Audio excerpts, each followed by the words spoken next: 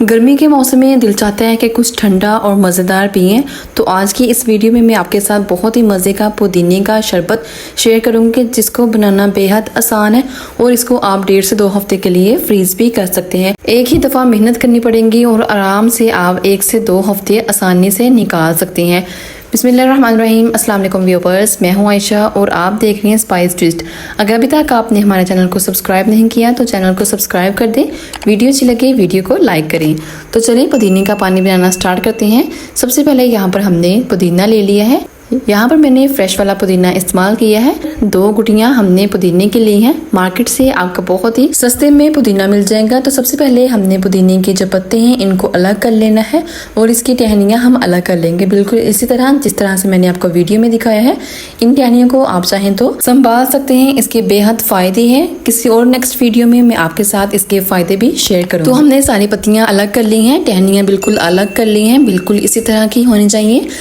अब हम इनको वॉश करेंगे। तो यहाँ पर मैंने पानी ले लिया है। पानी के अंदर सारे पुदीने की पत्तियाँ हम डिप कर देंगे और तकरीबन 2 से 3 मिनट के लिए इसी के अंदर डिप रहने देंगे ताकि अच्छे से इसके अंदर जो भी मिट्टी वगैरह है वो निकल जाए। अब हम पुदीने की पत्तियों को निकाल लेंगे और सारा पानी जो है वो ड्राई कर लेंगे। तो देखिए हमने अच्छे से पत्तियाँ साफ कर ली हैं। अब हम नेक्स्ट स्टेप की तरफ चलते हैं। तो यहाँ पर मैंने एक ब्लेंडर जग ले लिया है। इसके अंदर हम सारे पुदीने की पत्तियां शामिल कर देंगे। पत्तियां शामिल करने के बाद इसमें मैं तकरीबन ½ कप पानी शामिल करूंगी ताकि इसको मिक्स करने में, इसको ग्राइंड करने में आसानी हो। हम कवर करेंगे और इसको अच्छे से ग्राइंड कर लेंगे। तो देखिए बहुत ही अच्छा सा इसका पेस्ट बनकर रेडी हो गया है। तकरीबन हमने 2 से 3 मिनट के लिए मशीन को चलाया था और बहुत ही आसानी के साथ ये ब्लेंड हो गया है। तो अब हम इसको एक बाउल के अंदर निकाल लेंगे। तो अब हम चलते हैं नेक्स्ट स्टेप की तरफ। यहाँ पर मैंने एक छन्नी ले ली है। बड़े साइज़ की आप छन्नी का इस्तेमाल कीजिएगा, इससे काम आसान हो जाएगा। तो इसके अंदर हम सारा जो पानी है पुदीने का वो शामिल करेंगे और चम्मच की मदद से हम इसको मिक्स करेंगे ताकि जो भी पानी है वो नीचे आ जाए और जो भी पत्तियाँ वगैरह हैं, जो इसका पेस्ट है वो ऊपर ही रह जाए। तो देखिए सारा हमने अच्छे से छान लिया है।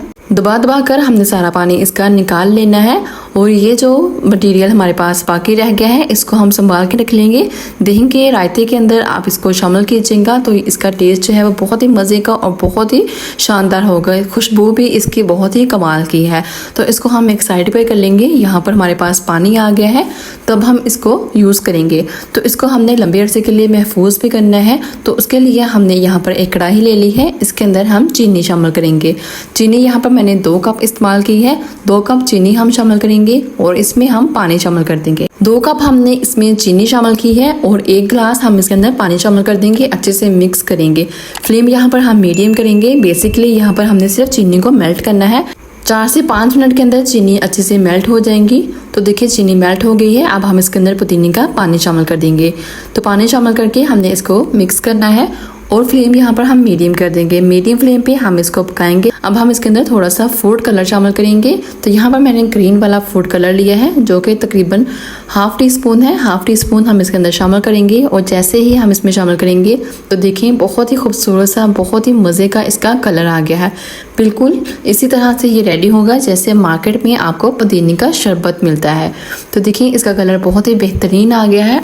अब हम इसके अंदर 1.5 टेबलस्पून काला नमक शामिल करेंगे। आप चाहें तो सफ़ेद नमक का भी इस्तेमाल कर सकते हैं।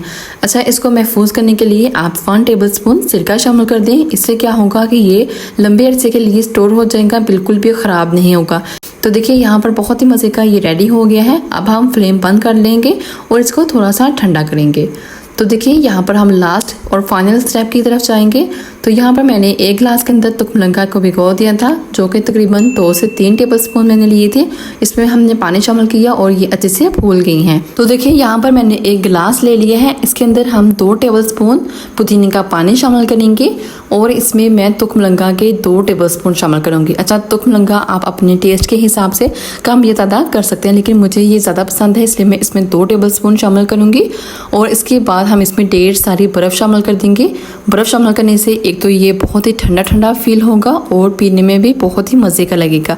तो अब हम इसके अंदर पानी शामिल करेंगे। सादा पानी जो है वो हमने इसके अंदर शामिल करना है और इसको अच्छे से मिक्स कर लेंगे।